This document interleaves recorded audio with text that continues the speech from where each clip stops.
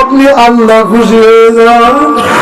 আমার নবীজি সাদের মুখের দিয়ে একবার কান্দে, একবার আসমানের দিকে তাকিয়ে হাসে। সাহাবীরা প্রশ্ন করে, ইয়া রাসূলুল্লাহ, আপনি সাদের মুখের দিকে তাকিয়ে কান্দেন, আবার আসমানের দিকে তাকিয়ে হাসেন, এর কারণ কি?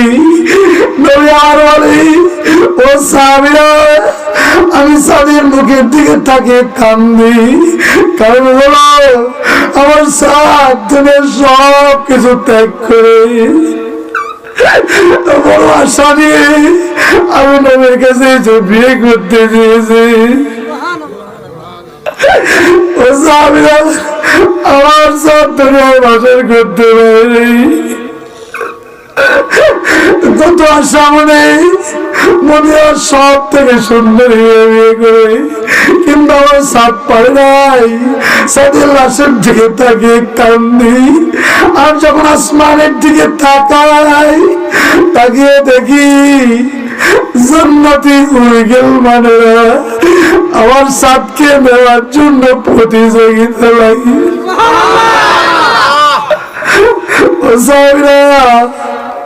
আমি খরগের মন্দের প্রতিযোগিতা থেকে হাসি।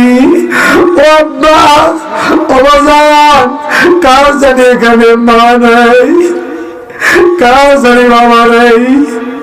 কয়েকদিন আগে মাহফিল করে আসতেছি, একটা গোরস্থানের কাছে আসলাম।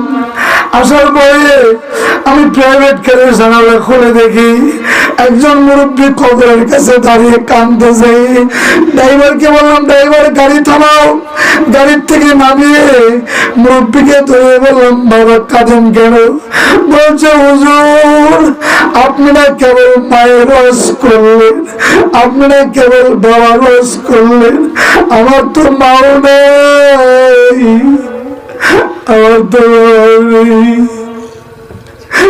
মুরব্বীর মুখের দিকে তাকিয়ে বললাম, বাজান, বয়স দেখে মনে হয় 50-এর উপরে বয়স, বাপ মাকে একটু কি ভুলে যাওয়া যায় না? আমাকে জেনে ধরে বলছে, 50 তো দূরের কথা, বয়স যদি 100 হয়, বাপ মাকে কি ভুলে যায়? আরে কার জানি মানে চোখের পানি ছেড়ে দিয়েছে। আল্লাহ, সবাই বলেন নাই আল্লাহ, আল্লাহ।